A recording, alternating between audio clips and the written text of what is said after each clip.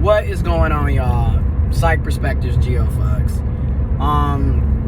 Just left Menards. I'm probably at Menards at least once a week. So at the bare minimum, I'm at Menards at least 4 times a month.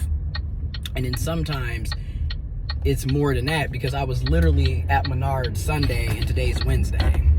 So it happens. But I do a lot of yard work. I do a lot of agricultural, horticultural things. So yeah.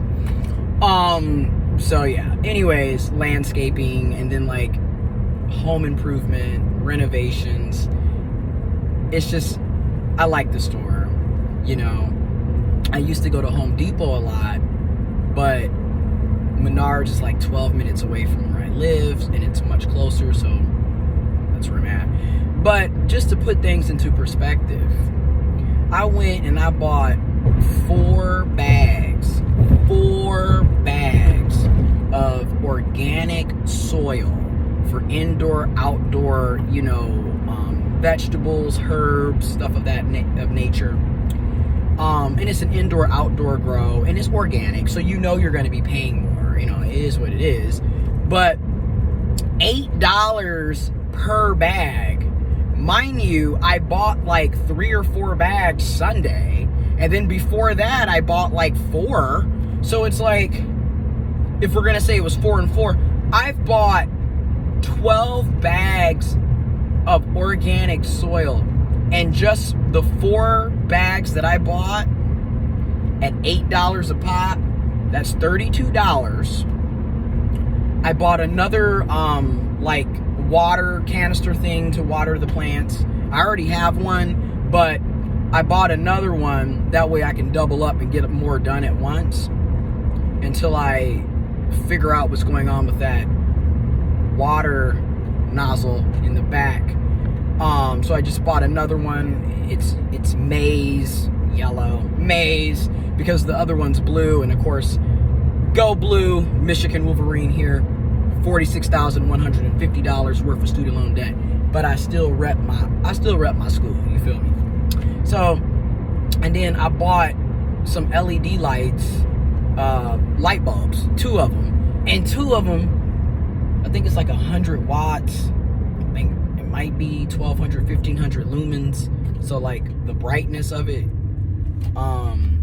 So I did that, and 4 bags of organic soil, a water container to water the plants, and 2 LED light bulbs was $49 and some change. Almost $50. I was here Wednesday. And it's just like, again, you know me, I'm always looking at the prices and everything and then like computing. But I realized, with my flowers, I put them in like large containers. So like normally I'll do like, especially like if my grandmother wants them, we'll do the hanging baskets. We will put up,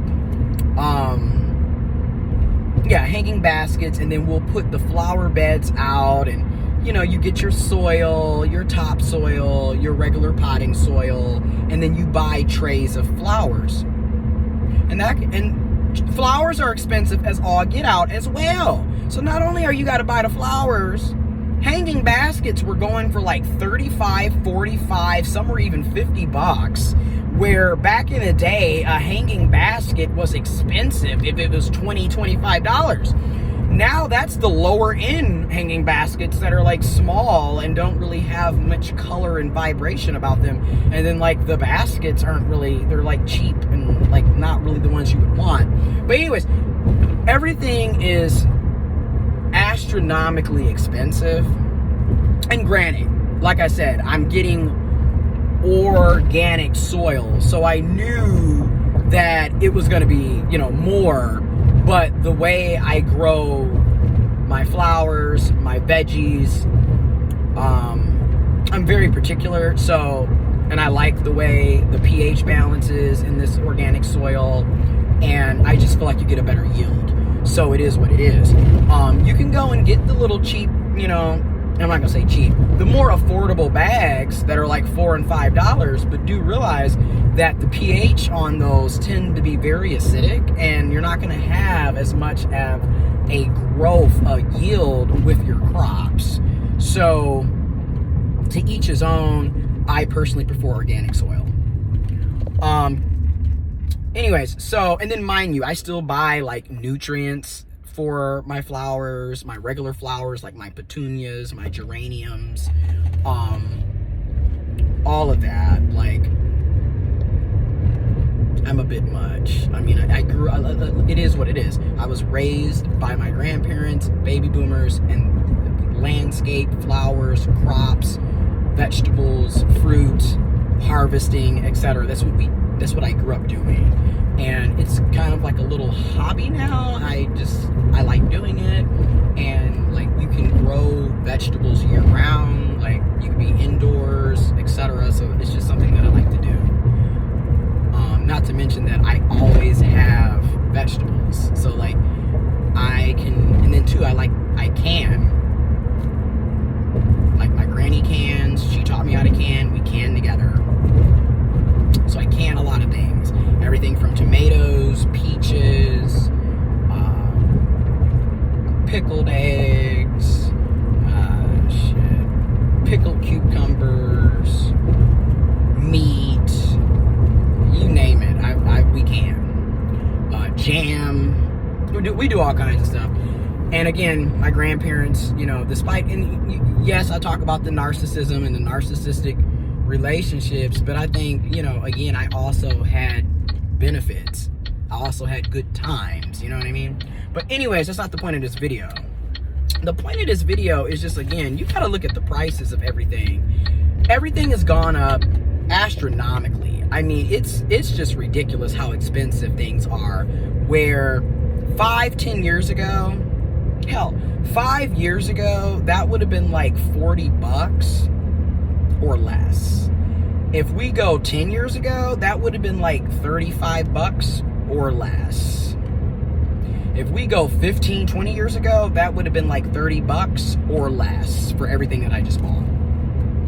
And the out cold part about it is everything has gone up, you know, prices, goods, services, materials, food, you know, you name it, bills, everything has gone up. But our wages have not, and it's ridiculous. Like, what is going on here, and how come there is not a federal guideline policy? Why aren't these politicians talking about these employers who are refusing to pay us living wages? Because again, how are you going to increase the price of living, the cost of living? Inflation at this point is at 9% and above. Like, there's reports that it's at 9.2, 9.3%. So you got 9.2, 3% inflation. Everything has gone up, but yet we're still being paid like it's 2010. I'm just going to be honest. And in many cases, we're being paid worse than 2010 because, hell, the average salary in the USA, I believe, between 2000 and 2002 was about $40,000. That was like your median, you know, average salary. And $40,000 in 2000 and between 2000 and 2002, you were doing pretty damn well. I mean, shit, gas was like $2 or less a gallon. You could get a whole ass apartment or a house, 2-3 bedrooms, you know, 1 or 2 baths for like under $600-700 a month. You know what I mean? You could get a used car for like $2,000 that was of quality, and a new car would have been like 10 to 20. So yeah, you know, think about it. Your Corvettes were like 40-50,000 at a time. So that's what I mean by something's not adding up, and it hasn't been adding up for quite some time. And the fact that we want to continue to live in denial about shit is what pisses me off at the end of the day. Because it just doesn't make sense. Like, we are all seeing that we're being underpaid. We're all seeing the prices of living go to the roof. We're all seeing inflation go to the roof. But yet our wages are literally having a, like, I mean, Jesus, our wages, I mean, really, our wages are literally having like a freaking dance party with Satan in hell. You know, they're all the way down. Like, what is going on here? And there's no discussion. Many of us are still working. And there's our jobs, our employers, our bosses, our VPs, our CEOs, our executive directors, you name it. None of them are talking about cost of living increases, inflation increases, pay raises, you know, promotions, etc. None of this is happening. We're just continuing to work, making the same low, shitty wages. Like I said, what I make, if this was $2,000 right now and I was making $1,193 and some change every 2 weeks, I would be balling right now. I would literally be middle class if this was 2002. Today, this is fucking working class, working poor. This is low income. You know, you literally just have a step outside of your car door before you're homeless. And that's basically what's happening to a lot of us. And a lot of people are living in this facade that it's not going to happen to them. And, you know, it couldn't be me. And it's like, are you not looking around? It can be you. You better get real. But anyways, and also, you better have a side hustle. But that's another thing. Get you a side hustle. Get you a side job. Get you a part-time job. Because I'm gonna do another video, but I'm gonna just straight up say it. In this day and age, there's no saving. There's no budgeting out of poverty. Okay? Because that's another thing. You can't save money when everything is increasing. Everything costs more. Then you got inflation and price gouging on top of everything costing more, and you're still making 2002 salaries and wages. There's no saving for that. There's no budgeting. What are you talking about? At this day and age, it really is about multiple side hustles and multiple streams of revenue. A lot of us have to have second and third jobs. A lot of us have to have, you know, part-time jobs, 2 part-time jobs, a side hustle, trying to figure out ways to stretch those bills. But like, seriously, there's no saving out of this. You know, and I think it's just really, I'ma just say it. I think it's a joke when they sit up here and they want to do all these financial empowerment. Because if you notice, and granted, in the type of work that I teach financial literacy, which to me, I'm just going to be honest, it's laughable at this point. It's laughable. Because how are we going to be teaching financial literacy while we're being paid poverty wages? Go figure. And then it's like, yes, financial literacy has value. I'm not saying that it doesn't have value. What I'm saying is, what's the point of teaching financial literacy if you're not going to be providing the finances? You can't teach financial literacy and then think people are going to be able to apply it to their lives when they're literally living check to check in poverty. Okay, like, in order for financial literacy to work in the first place, you need to be making a decent amount of money in the first place so you can save. You know, and that's what's so alarming about this whole situation, is that they want you to learn about financial literacy and financial education, financial capabilities, saving, budgeting. They want you to get IRAs, Roth accounts, 401ks, you know, 403bs, simple savings plans, you know, plan for retirement, try to buy a house. Can you put 10% down? If you're doing conventional, can you put 20% down? You got to get your credit score up. You got to do this. You got to do that. And you're doing all of this when you're not even you're barely making $15 an hour, and they expect you to do all of that. It's not realistic, and it's really a joke at this point. You're literally playing in people's faces, in my opinion. And it's just like, really, like, instead of providing financial assistance, instead of giving people living wages, instead of making sure that, people are actually, when they work, they're being paid a suitable living. Instead of doing that, they're just like, no, we're just gonna do a bunch of podcasts and webinars.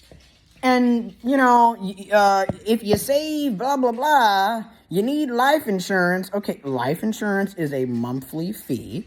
No, it's not expensive. But if you're talking to people who are already living check to check, impoverished, below the poverty line, or hovering over the poverty line, and they're already trying to rob Peter to pay Paul, how are they supposed to come up with additional money to pay for life insurance? Additional money to put up to 3% of their income pre-tax into a retirement plan?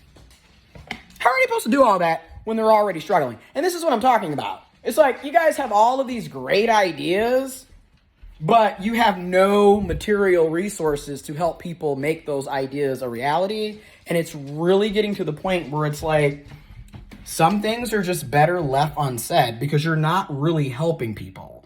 Anyways, I'm going to do another video. Stay tuned.